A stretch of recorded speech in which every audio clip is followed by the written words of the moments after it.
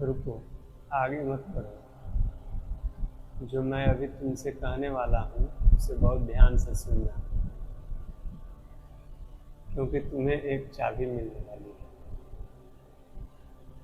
लेकिन उस चाबी तक पहुँचने के लिए तुम्हें सिर्फ एक जगह जाना होगा। और हाँ, मेरी एक बात हमेशा याद रखना, बहुत सावधान रहना। मुझे पता है तुम अभी चौंक गए होगे, तुम्हारे मन में सवाल उठ रहा होगा, आखिर कौन सी चाबी, कहाँ जाना है और खतरा किस बात का है। लेकिन मेरे दोस्त, यह कोई पहेली नहीं है और न ही यह कोई साधारण इत्तेफाक है कि आज इसी समय तुम मेरी आवाज़ सुन रहे हो। शायद तुम्हें लग रहा होगा कि तुम बस यूं ही इस वीडियो तक आ गए, लेकिन कभी कभी जिसे हम इत्तेफाक समझते हैं वही हमारे जीवन का सबसे बड़ा संकेत बन जाता है। वहीं आज सुबह से मेरे मन में एक अजीब सी बेचैनी थी, एक अनजानी सी घुटन, जैसे दिल की किसी को पुकार रहा हो। मैं खिड़की के पास बैठा था, बाहर सब कुछ सामान्य था, लेकिन मेरे भीतर कुछ भी सामान्य नहीं था। मुझे आज किससे बात करनी है, और फिर माँ काली की कृपा से मेरे भीतर एक आवाज़ बिल्कुल साफ, मुझे समझ आ गया, मुझे तुम्हारे पास आना है। हाँ, मैं तुमसे ही बात कर रहा हूँ। शायद तुम इस वक्त किसी परेशानी में हो, शायद तुम्हारे पास ऐसी समस्या है जिसके बारे में तुम किसी से खुलकर बात नहीं करते। शायद रात को बिस्तर पर लेटते हो लेकिन नींद नहीं आती। आंखें बंद होती है मगर दिमाग चलता रहता है। कर्ज की चिंता, परिवार की चिंता, रिश्तों में मिले धोखे की चोट, भविष्य का डर, और सबसे बड़ा सवाल, आखिर मेरी ज़िंदगी कब बदलेगी। कभी कभी तुम मुस्कुराते हो, लेकिन उस मुस्कान के पीछे कितना दर्द छिपा है यह सिर्फ तुम जानते हो। लोग तुम्हें देख कर कहते हैं सब ठीक तो है, और तुम बस मुस्कुरा कर कह देते हो हाँ सब ठीक है। लेकिन अंदर से तुम जानते हो कि सब ठीक नहीं है। तुम बहुत थक चुके हो, दूसरों को खुश रखते रखते अपनी ज़िंदगी भूल चुके हो। तुमने अपनों के लिए बहुत कुछ छोड़ा, कभी अपनी ज़रूरतें रोकी, कभी अपनी इच्छाएं दबाई, कभी अपने हिस्से की खुशी किसी और के नाम कर दी। लेकिन बदले में तुम्हें क्या मिला? कई बार धोखा, कई बार अपमान, और कई बार ऐसे लोग जिन्हें अपना समझा उन्होंने ही तुम्हें बीच रास्ते में छोड़ दिया। मुझे एक ऐसी ही महिला की कहानी याद आती है, उसका नाम आरती था। आज लोग उन्हें देखकर कहते हैं इनकी ज़िंदगी तो बहुत अच्छी है, लेकिन कुछ साल पहले उसकी हालत भी तुम्हारी तरह थी। रातों की नींद गायब थी, पैसों की परेशानी थी, रिश्तों में तनाव था, और सबसे ज़्यादा उसे खुद पर भरोसा नहीं रहा था। एक रात वह मेरे सामने बैठकर रो रही थी। उन्होंने सिर्फ एक सवाल पूछा, क्या सच में मेरे कर्म इतने खराब हैं? फिर उन्होंने कहा, क्या मुझे कभी खुशी रहने का अधिकार नहीं मिलेगा? क्या मैं पूरी ज़िंदगी सिर्फ दूसरों की बोझ उठाती रहूँगी? मैं उस रात उनका दर्द भूल नहीं पाया, और आज जब मैं तुमसे बात कर रहा हूँ तो मुझे वही दर्द तुम्हारी आवाज़ में महसूस हो रहा है। लेकिन सुनो, अब कहानी बदलने वाली है। तुम्हारे जीवन में जो दुखों का तूफान चल रहा था उसकी ताकत अब कम हो रही है। जिस अंधेरे ने तुम्हें इतने समय से घेर रखा था उसमें रोशनी की पहली किरण दिखाई दे रही है, और इसी वजह से आज तुम्हें यह संदेश सुनना था। अब मेरी बात बहुत ध्यान से सुनना। अगले 72 घंटों के भीतर तुम्हें अपने आसपास एक ऐसी जगह जाना है जहां तुम शायद पहले भी कई बार जा चुके हो। तुम्हें किसी पहाड़ पर नहीं जाना, किसी अनजान शहर में नहीं जाना, कहीं दूर जाने की ज़रूरत नहीं।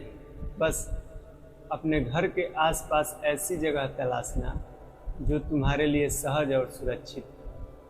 और अब ध्यान रखना, 55 कदम, हाँ 55 कदम, तुम्हारे घर से किसी परिचित रास्ते पर लगभग 55 कदम की दूरी पर कोई छोटा मंदिर हो सकता है। हो सकता है तुम उस मंदिर के सामने कई बार गुजर चुके हो, लेकिन कभी रुक कर ध्यान नहीं दिया। कभी कभी समस्या यह नहीं होती कि ईश्वर हमारे पास नहीं है, समस्या यह होती है कि हमारी परेशानियां हमारी नजर झुका देती हैं। इसीलिए उस जगह को ध्यान से देखना, और अगर वहाँ भगवान गणेश की प्रतिमा हो तो एक छोटी सी पूजा करना। बाजार से 3 साबुत सुपारी ले लेना। इन सुपारियों को किसी जादुई वस्तु की तरह मत समझना, ये सिर्फ एक प्रतीक है। एक प्रतीक तुम्हारी 3 बड़ी परेशानियों का। पहली, तुम्हारी आर्थिक चिंता। दूसरी, तुम्हारे रिश्तों की चोट और अपमान। और तीसरी, तुम्हारे मन का वह डर जो तुम्हें आगे बढ़ने से रोकता है। मंदिर पहुंचकर शांत होकर भगवान गणेश के सामने बैठना।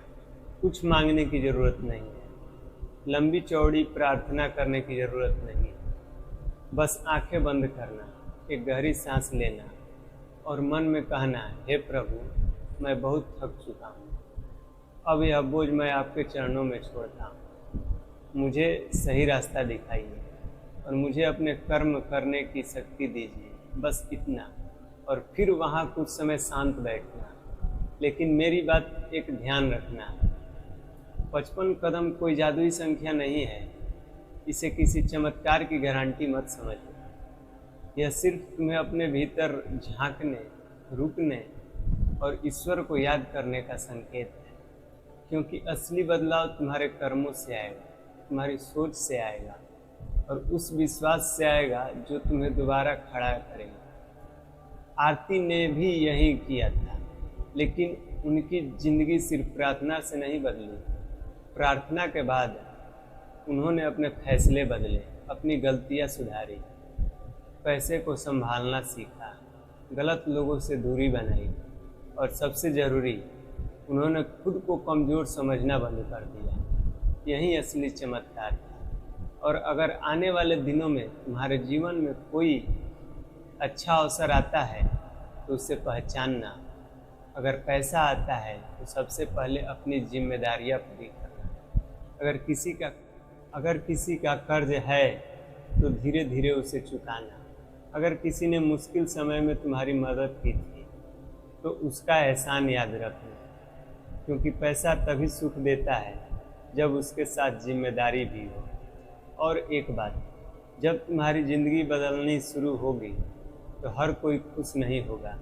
कुछ लोग तुम्हारी सफलता देखकर जलेंगे, कुछ लोग सवाल करेंगे, अचानक कितना पैसा कहाँ से आया। कुछ लोग तुम्हारे पुराने दिनों को याद दिलाएंगे, लेकिन तुम्हें किसी से लड़ना नहीं है, किसी को जवाब देने की ज़रूरत नहीं है। बस चुपचाप अपना काम करते रहना है, क्योंकि पेड़ पर फल आते हैं तो पत्थर भी उसी पेड़ पर पड़ते हैं। इसका मतलब यह नहीं कि पेड़ फल देना बंद कर देता है। तुम्हें भी अपनी खुशियाँ सिर्फ इसलिए नहीं रोकनी क्योंकि किसी और को उससे परेशानी है, लेकिन अपनी सफलता का दिखावा भी मत करना। शांत रहना, विनम्र रहना और अपने परिवार का ख्याल रखना। और एक बात, बहुत ज़रूरी बात, अगर तुम्हारे आसपास कोई ऐसा इंसान है जो गलत रास्ते पर जा रहा है, बुरी संगत में फंस चुका है, या कोई ऐसा फैसला लेने वाला है जिसका उसके भविष्य खराब हो सकता है, तो उसे अकेला मत छोड़ना। हो सकता है वह तुम्हारा भाई हो, बहन, दोस्त हो या कोई अपना। उसे डांटने से पहले उसकी बात सुनना, क्योंकि कई बार इंसान गलत इसलिए नहीं होता क्योंकि वह बुरा है, बल्कि इसलिए होता है क्योंकि वह अंदर से टूट चुका होता है। अगर तुम्हारी एक सही बात किसी की ज़िंदगी को गलत दिशा से में जाने से रोक दे तो इससे बड़ी इंसानियत शायद कुछ और। अब एक आखिरी बात, जिन लोगों ने तुम्हें छोड़ा उनके पीछे भागना बंद कर दो। जिन्होंने तुम्हारी कदर नहीं की उनसे अपनी कीमत मत पूछो। जिसने तुम्हें अपमानित किया उनसे बदला लेने की ज़रूरत नहीं। न्याय का काम ईश्वर पर छोड़ दो। तुम्हारा काम है अपने कर्म साफ रखना, अपने दिल से नफरत मत पालना, क्योंकि नफरत सबसे पहले उसी इंसान को जलाती है जो उसे अपने अंदर रखता है। आज से अपनी ज़िंदगी को एक नई शुरुआत समझो। सुबह उठो, आईने के सामने खड़े हो, अपनी आंखों में देखो और खुद से एक बात कहना, मैं टूट चुका था लेकिन खत्म नहीं हुआ, मैं फिर उठूँगा, मैं अपने जीवन को बदलूँगा और इस बार मैं खुद को नहीं खोऊंगा। याद रखो, तुम्हारी कहानी अभी खत्म नहीं हुई है, शायद तुम्हारी असली कहानी अब शुरू हो रही है। वो 55 कदम सिर्फ एक रास्ता नहीं है, वे तुम्हें याद दिलाने वाले कदम कि तुम्हें अपनी ज़िंदगी में आगे बढ़ना है। और वह चाबी शायद किसी ताले की नहीं, बल्कि तुम्हारे भीतर बंद पड़े उस विश्वास की चाबी है जिसे तुमने बहुत पहले खो दिया था।